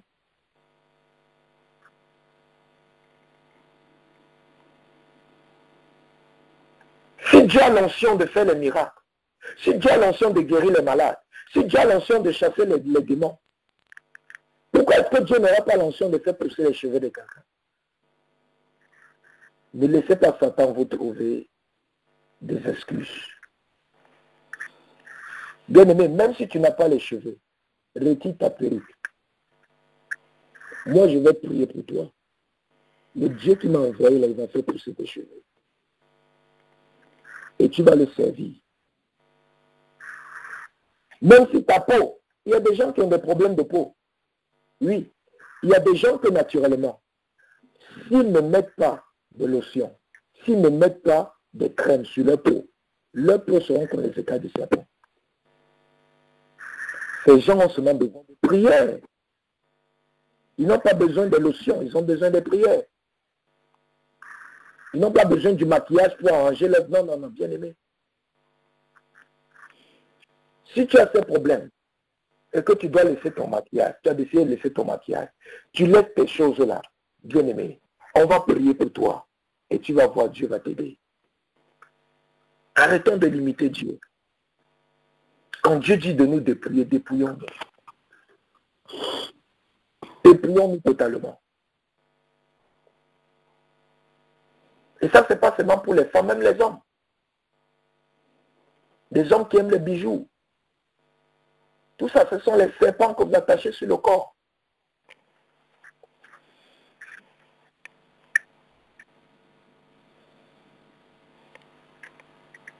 Beaucoup de démons sont dans vos maisons. Vous les chassez, ils ne partent pas. Ils habitent dans ces bijoux que vous avez là.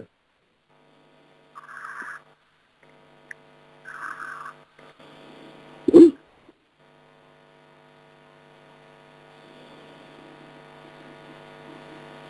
Donc, bien-aimé, même si tu ne comprends pas ces choses aujourd'hui, je prie que Dieu te fasse comprendre cela, qu'il se révèle à toi.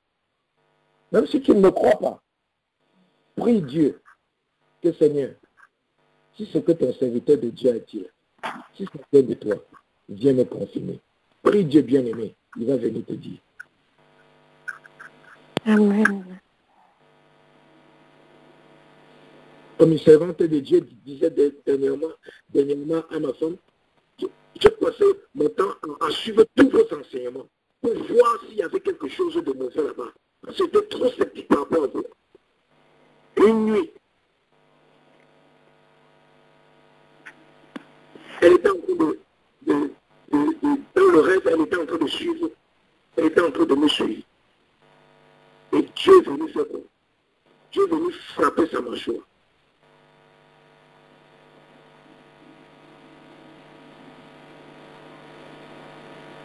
On lui dit que depuis là, tu cherches quoi? Au lieu d'être béni par les messages, tu es là pour écouter les messages, pour chercher ce qui n'est pas, ce qui n'est pas encore dedans. Dieu est venu arrêter sa mâchoire. Elle est beaucoup elle m'a même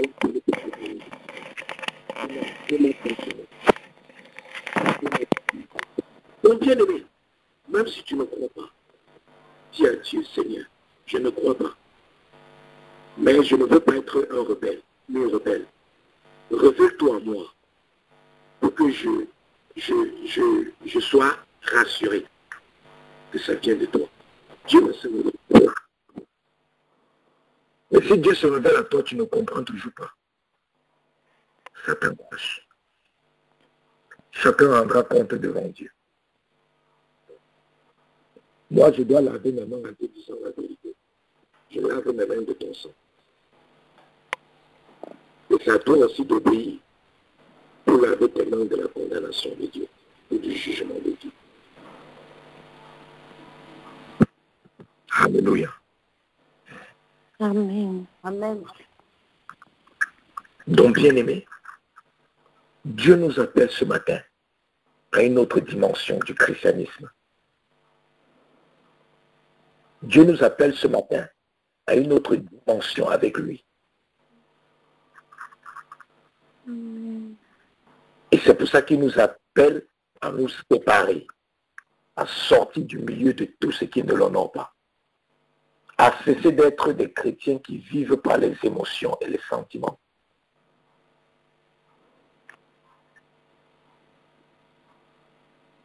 Des chrétiens qui vivent dans la désobéissance. Non, ne laissez plus un autre chrétien vous amener à désobéir Dieu. Non, même si c'est un serviteur de Dieu. Amen. Il faut faire attention.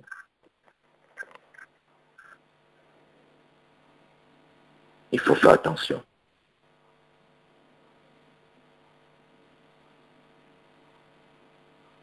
Le meilleur moment pour obéir Dieu, c'est maintenant. Ce n'est pas demain. Ce n'est pas après-demain. C'est maintenant. C'est maintenant. Le meilleur moment pour te dépouiller, mon frère, ma soeur, c'est maintenant. Dépouille-toi maintenant. Dépouille ta maison maintenant. Et tu vas voir ce qui va se passer. Jésus-Christ est réel. Tu as trop prié, tu n'as pas vraiment vu quelque chose comme tu vois dans la Bible. Dépouille-toi. Dieu dit qu'il va t'accueillir. Dépouille-toi, Dieu dit qu'il va devenir ton Dieu et tu seras son peuple. Amen.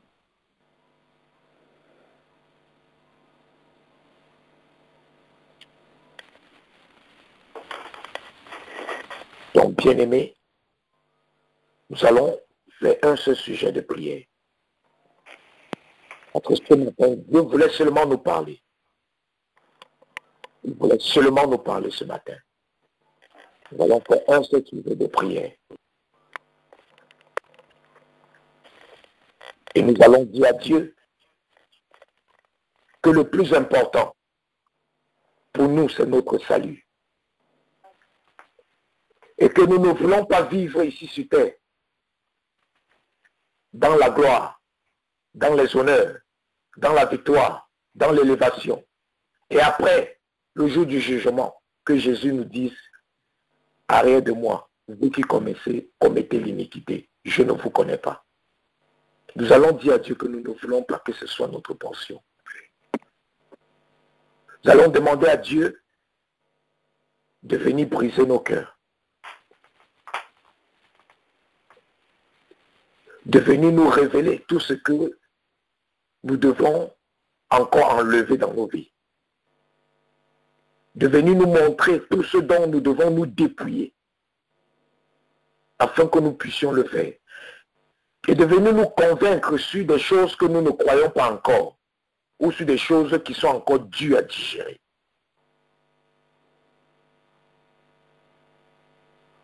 Afin que rien ne puisse nous empêcher d'être sauvés.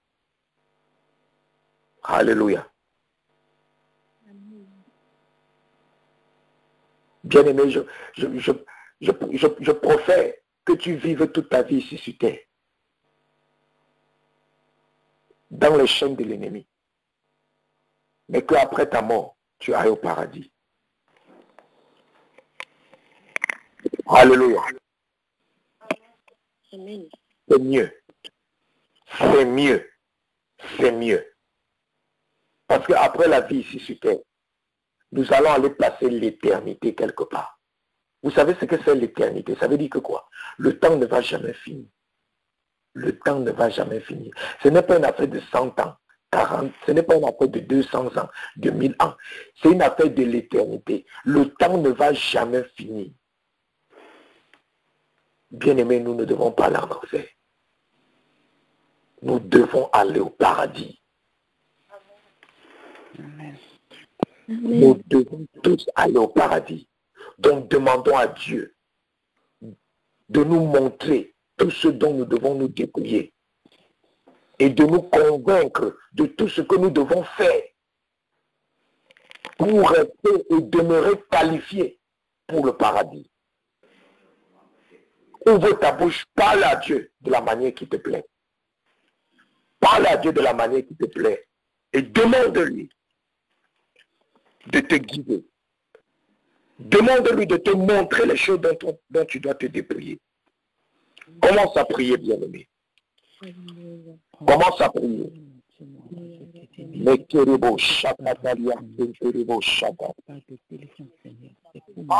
Parle à Dieu, demande à Dieu de te montrer. Que Dieu te montre toutes les choses dont tu dois te dépouiller. Que Dieu te montre toutes les choses dont tu dois te dépouiller.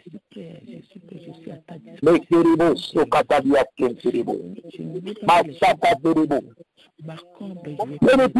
dont nous devons nous dépouiller. Convainc-nous, Seigneur, de tout ce qui n'est plus bien dans nos vies.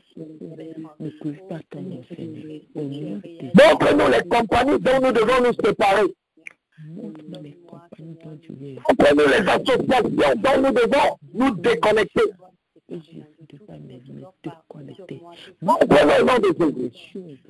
Rebo Chakaterebo, Manterebo Sokotalia Sekete, Leketerebo Chakalianderebo Sukatalia, Isokotolobo Siatalia Terebo Daliatro, Manderebo Brasil Terebo Chakalia Braketo, Zukatalia Temperebo Balias Kante, Manderebo Chakaliande, Nebo Kalia Sokotolobo, Telebo Sukatalaba, Leketerebo Sukaliande, Babalaba, Telebo, Chekerebo, Borego Santeria, Nderebo, Banterebo, Canterebo, Canterebo, Chete, Nderebo, Baba, Leketerebo, Bobo, Basta, Terebo, montre-nous, Seigneur, expose. Tout ce qui ne t'honore pas dans nous.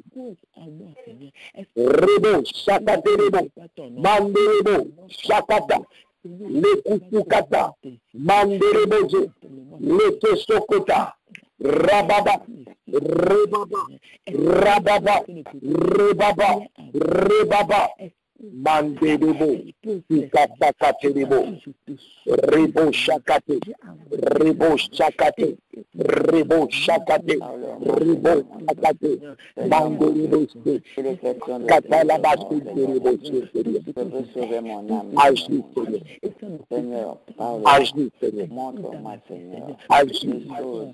Nous ne voulons pas aller en enfer, nous voulons aller au paradis, Montre-moi des nous compagnies. voulons être sauvés, nous voulons être enlevés, nous ne voulons pas manquer l'enlèvement. Je veux aller au paradis. Aide-nous, Jésus. Aide-nous, Jésus.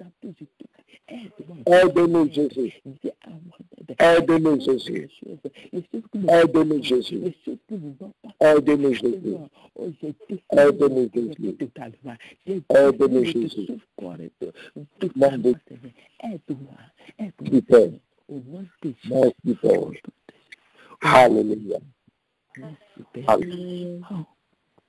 Bien-aimé, je vais te recommander entre les mains de Dieu. Nous allons nous retrouver à 15h heure de New York pour le prochain programme. Seigneur, je te recommande ton peuple. Nous te bénissons parce que ce matin tu nous as parlé. Merci encore parce que tu nous as enseigné des choses nouvelles et tu nous as délivrés en nous faisant découvrir de nouvelles vérités. Père, nous prions que nous ne soyons pas des auditeurs oubliés, que tout ce que tu nous as enseigné ce matin, que cela demeure gravé sur les tablettes de nos cœurs et que nous ne puissions jamais nous séparer de ces paroles. Qu'à chaque fois que nous serons face à la tentation, à chaque fois que nous serons face à ces événements dont tu as mentionné le cas tout au long de ce message, Seigneur, que cette parole nous rappelle les instructions que tu as données et que ton esprit et ta grâce nous donnent la force de pouvoir la pratiquer, la mettre en pratique totalement et d'une manière absolue dans nos vies, afin que nous soyons toujours dans une bonne relation avec toi et que nous puissions préserver notre âme pour le salut.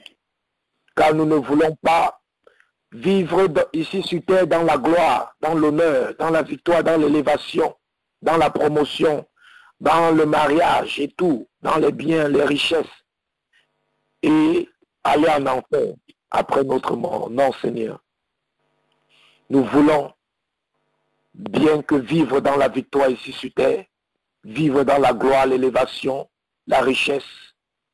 Nous voulons qu'après notre vie ici sur terre, que nous puissions transiter vers la Jérusalem céleste, que nous puissions transiter vers le paradis. Et nous le croyons que tu peux le faire, Seigneur, car tu as dit tout est possible pour celui qui croit. Et ce matin, nous croyons que cela est possible pour toi et que tu vas le faire dans nos vies. Merci, Seigneur, de nous avoir exaucés. Merci pour ce que tu vas faire dans nos vies. Béni sois-tu, Alpha Oméga. Seigneur, accompagne-nous tout au long de cette journée.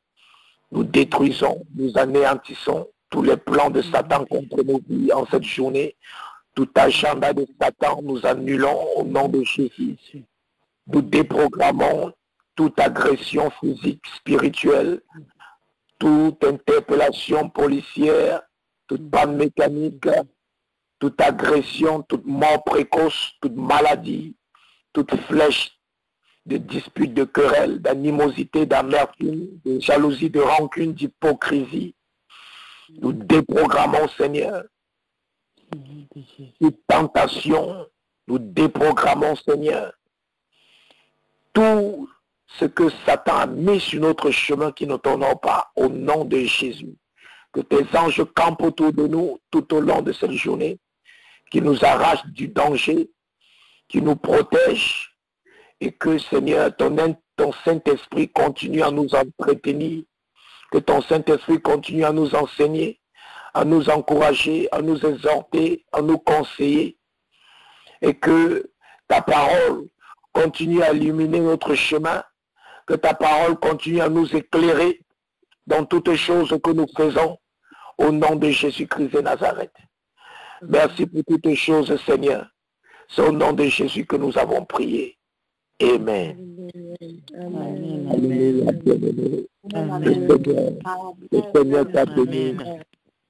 Pas dans la peur. Le Seigneur t'a béni. Amen, amen. Que Dieu bénisse, papa. Amen. Amen. Amen. Amen. Amen. Soyez bénis. Amen.